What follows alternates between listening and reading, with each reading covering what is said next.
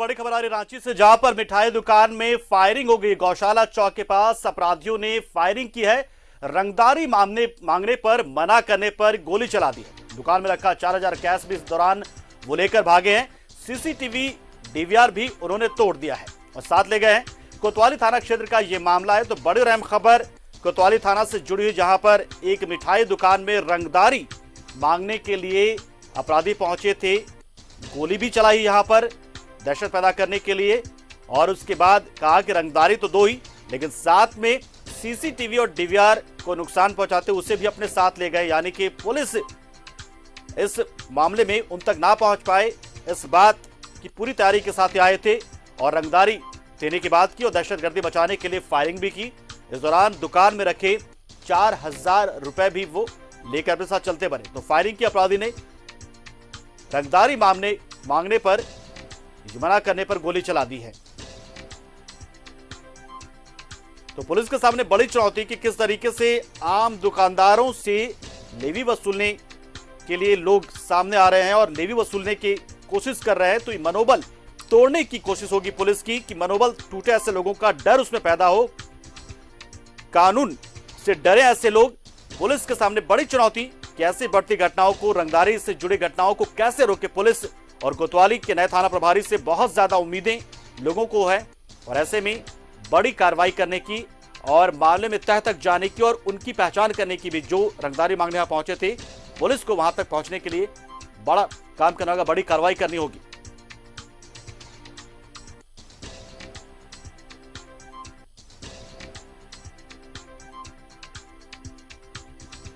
दरअसल गौशाला के पास की घटना, हरमू बाईपास पर गौशाला के पास एक मिठाई दुकान से रंगदारी की मांग की गई थी। जब दुकानदार ने इनकार किया तो उसके बाद फायरिंग कर दी जाती है। फायरिंग की गई ताकि डरे जो दुकानदार और रंगदारी देना शुरू करे।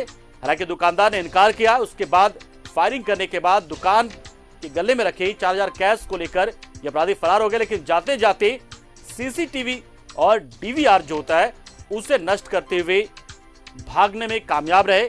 और अब पुलिस के सामने बड़ी चुनौती कि कैसे जो कारोबारी हैं, जो व्यवसायी हैं, जो दुकानदार हैं, उनको एक सुरक्षित माहौल दिया जाए ताकि बेखौफ होकर ये कारोबारी काम कर सके। और ऐसे में जबकि रंगदारी मांगी जाती है तो निश्चित तौर पर दुकानदारों में एक भय का माहौल आ जाता है। तो बड़ी चुनौती पुलिस के सामने कि कैसे कानून का खौफ पैदा किया जाए उन अपराधियों में।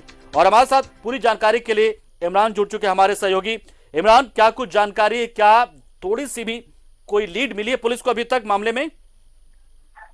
देखिए, मिठाई की दुकान है गौशाला चौक के पास। यहाँ पर जो आरोपी है धर्मेंद्र के नामक व्यक्ति के नाम सामने आया इस फायरिंग की घटना को अंजाम देने में। और कहा जा रहा है कि ये अक्सर इस दुकान में आकर के मिठाइयां पैक कराता था और रंगदारी के रूप में इन मिठाइयों को अक्सर अपने साथ लेके चला जाता था। लेकिन कल दुकानदार ने उनसे पैसे की डिमांड की कि अक्सर वो मिठाई अपने साथ ले जाता है, पैसे नहीं देता है। जिसके बाद दुकानदार और उनके जो कर्मचारी है उनके साथ पहले मारपीट की गई और देर रात 10:30 बजे के आसपास एक राउंड फायरिंग की घटना को अंजाम दिया शटर में। उसके बाद सुबह में फिर से 9:30-10 बजे के आसपास धर्मेंद्र अपने कुछ साथियों के साथ पहुंचता है और दुकान पर जो लोग मौजूद थे, जो मालिक मौजूद थे, उनके साथ मारपीट की जाती है।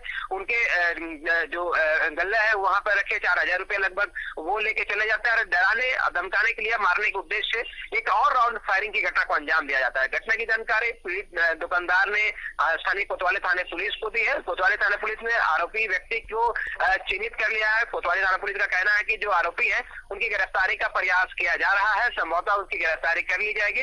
लेकिन जिस तरह से बार बार दुकान में आकर के मिठाई के नाम पर अक्सर यहाँ से कीमती मिठाइयां जो है वो लेकर चले जाते थे, पैसे नहीं दिया जाता था। इसी का विरोध दुकानदार ने किया। अच्छा इमरान, देखिए ये इत्तेफाक आप देखिए इमरान इत्तेफाक देखिए कि वही सड़क है जिस पर मुख्यमंत्री के आरोपी पर हमला होता है और ये वही सड़क है जिस पर ये फिर से काम होता है। और कोतवाली थाना प्रभारी को हाल ही में चेंज किया गया था, नए थाना प्रभारी लाए गए थे। तो ऐसे में सुरक्षित माहौल कैसे दे पाएगी पुलिस जब मनोबल इतना बढ़े रहेगा अपराधियों का? तो देखिए, ये जो मेन सड़क है रातू रोड की, उससे अंदर गली है जो कि गौशाला चौक है।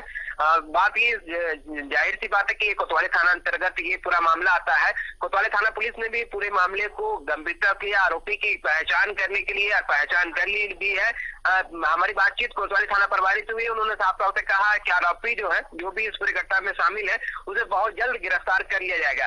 अब पीड़ित दुकानदार ने भी अपनी सुरक्षा को लेकर के कोतवाली थाने पुलिस से शिकायत दर्ज कराई है, मांग की है कि जो संबंधित व्यक्ति है जिन्होंने इस घटना को अंजाम दिया है, उसे जल्द से जल्द गिरफ्तार भी किया जाए।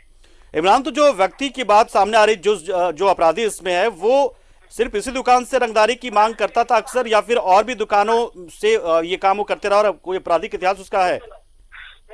देखिए, पुराने जान पहचान है दुकानदार के साथ जो आरोपी है धर्मेंद्र, ये उनकी दुकान में अक्सर आया करते थे। पिछले कुछ दिन से ये लोग उनको मिठाइयां जब वो लेके जाते थे तो पैसे नहीं देते थे, इनका विरोध नहीं करते थे ये, लेकिन एक ही काम को बार बार जो आरोपी है उसके द्वारा घटना को अंजाम देने के बाद दुकानदार ने अपनी जो मिठाइयां को जो पैसे बनते हैं, जितनी कीमती मिठाई है उतने पैसे अगर वो लेके जा रहे थे तो उनके लिए वो दुकानदार ने पैसे की जब डिमांड की तब जाकर के ये पूरा विवाद जो है वो बढ़ गया। तो मतलब साफ है, पहले दुकानदार ने इनको कई बार मिठाइयां मुफ्त में दे रखी थी। इसी की आदत एक तरह से कहे तो आपराधिक को चढ़ गया था, और इसी आदत के बाद जब दुकानदार ने विरोध किया तो फिर जो अपराधी तत्व के व्यक्ति है धर्मेंद्र, वो पहले भी आपराधिक किस्म का व्यक्ति रहा है और आपराधिक रिकॉर्ड रहा है, तो फिर उनकी मनोबल बढ़े और इसके इसी आधार पर फायरिंग की घटना को अंजाम दिया गया है। तब देखना है कि कोतवाली पुलिस इस पूरे मामले में किस तरह की कार्रवाई करती है, और जो आरोपी है और आरोपी के साथ जो अन्य जो लोग समर्थित थे उन पर कब तक कार्रवाई की जा सकती है, क्योंकि जो दुकानदार है, जो आरोपी है, ये लोग पिछले कई वर्षों से एक दूसरे को जानते हैं। ये दुकानदार ने ही जानकारी दी है। तो ऐसे में एक बात तो साफ है कि जिस तरह से आरोपी ने हथियार निकाल करके पहले रात में फायरिंग की घटना को अंजाम दिया, फिर सुबह में फायरिंग की घटना को अंजाम दिया, तो कहीं ना कहीं इनका मनोबल बढ़ा हुआ था और शायद दुकानदार को डराना, धमकाना और नुकसान पहुंचाना था। इस वजह से लगातार फायरिंग की घटना को अंजाम दिया गया। तब कोतवाली पुलिस इस पूरे मामले को कार्रवाई के नाम पर FIR दर्ज की है। अब देखना है कि किस तरह से इस पूरे कांड का उद्भेदन करती है, आरोपी जो है वो कब तक पुलिस के गिरफ्त में होता है। चलिए, बहुत बहुत शुक्रिया इमरान, आप हमारे साथ जुड़े और जानकारी दी। आपने तफसील से बताया कि किस तरीके से मनोबल पहले बढ़ा उस अपराधी का, उसके बाद वो सीधे सीधे कैश की मांग करने लगा। तो कहीं ना कहीं पुलिस के सामने बड़ी चुनौती की सुरक्षित माहौल कैसे दिया जाए दुकानदारों को कि वो बिना डर के अपना कारोबार कर सकें, क्योंकि ये महज एक घटना नहीं है बल्कि एक आदत है, और एक ऐसी आदत जो अपराधियों में कहीं ना कहीं किसी तरीके से आ जाती है जब आप विरोध नहीं करते उसका शुरुआत में।